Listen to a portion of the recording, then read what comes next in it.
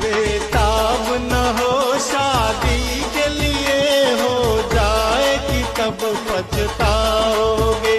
जो घूम रहे आजादी से जंजाल में तब फंस जाओगे। शादी के बाद बस कुछ दिन तक बीवी पर जान लुटाओगे।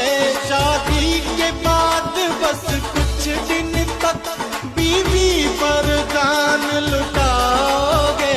फिर आटे दाल की चक्की में पिस पिस कर ही रह जाओगे। फिर आटे दाल की चक्की में पिस पिस कर ही रह जाओगे।